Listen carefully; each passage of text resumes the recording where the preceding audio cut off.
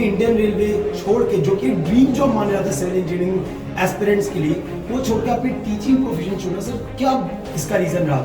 Next year हो सकता है मुझे रैंक इम्प्रूवमेंट की जरूरत पड़े, तो मुझे कुछ ऐसा जॉब करना चाहिए जो मैं फोकस रह सकूं अपनी प्रिपरेशन की तरफ। इतने सर ने टॉप रैंकर्स दिए ना, मतलब फ्रॉम 2015 ऑनवर्ड्स अगर मैं बात करूं टॉप 10 में अगर कोई भी सिविल इंजीनियरिंग एस्पिरेंट होगा तो ऐसा हो नहीं सकता कि सर आपसे ना पढ़ा हो। मेरे दोस्तों आज मेरे साथ है नन अदर देन बादल सोनी सर, और मैं सर से बहुत इंटरेस्टिंग सवाल पूछने जा रहा हूँ। सर आप खुद एक IAS ऑफिसर रहे हो और आपने इंडियन रेलवे छोड़ के, जो कि ड्रीम जॉब माना जाता है सिविल इंजीनियरिंग एस्पिरेंट्स के लिए, वो छोड़ के आपने टीचिंग प्रोफेशन चुना। सर क्या इसका रीजन रहा?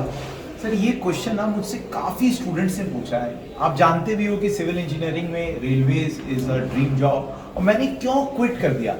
तो सर ये I will say this is destiny. उसकी स्टोरी सुनाता हूँ सर आपको, बड़ी इंटरेस्टिंग स्टोरी है। तो सर मैंने ESE 2014 में एग्जाम निकाला।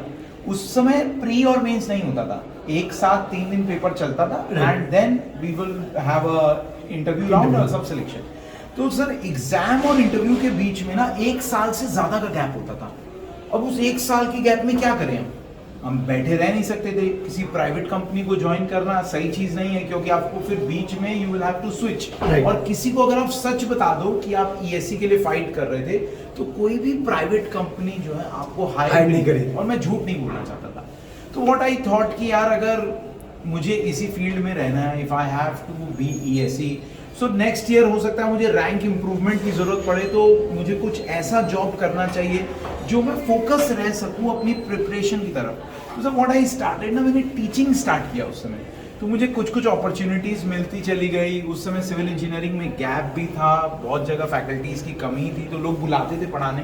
इनफैक्ट आई रिमेंबर कि मेरा सबसे पहला schedule was in Jodhpur. Okay. और सर मैंने MBM के स्टूडेंट्स को, ऑसम स्टूडेंट्स, वो मेमोरी तो मेरी आज तक क्लियर है। और उस समय का जो एक स्टूडेंट था वो मेरे से बाद में भी आके पढ़ के गया and he secured a good rank and now he is settled in CPWD। तो सर मैं बताना चाहूंगा कि उस समय 1 साल के टेन्योर में मैंने काफी जगह पढ़ाया, starting from Jodhpur, then I went to Bhopal, Indore, Jabalpur, Gwalior, Chandigarh, Visakhapatnam. मतलब आप पूरे इंडिया को पढ़ा चुके हो। और फिर जो है उसके बाद दिल्ली भी पढ़ाया है मैंने, one of the premiere institutes में।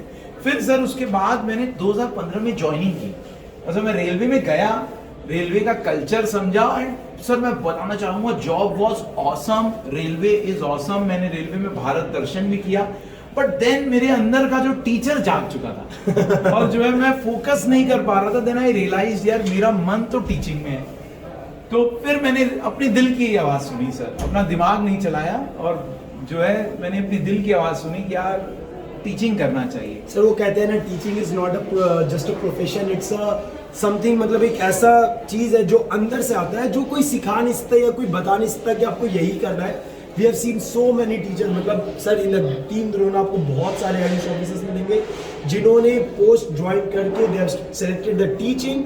यार तो समझते sir teaching is a noble cause जो हम हमेशा मानते हैं। और पैशन से पढ़ाने के लिए आपको बस एक चीज़ का ध्यान रखना है कि you should be a teacher by choice, right, not by force. Sir मैं आपको बोलना चाहूँगा कि बहुत सारे टीचर्स बाय फोर्स आते हैं, but we are the teachers by choice. मैं ES में था, then I left because teaching मेरा पैशन था एंड वो दिखता भी है बच्चों को। मैंने 10 years तक पढ़ाया, तो everybody was so much mesmerised by the teaching. उनको सिविल इंजीनियरिंग से प्यार करवाना है। वो सर दिखता है ना sir, with so many top rankers, इतने सर ने टॉप रैंकर्स दिए ना, मतलब फ्रॉम 2015 ऑनवर्ड्स अगर मैं बात करूं टॉप 10 में अगर कोई भी सिविल इंजीनियरिंग एस्पिरेंट होगा तो ऐसा हो नहीं सकता कि सर आपसे ना पढ़ा हो।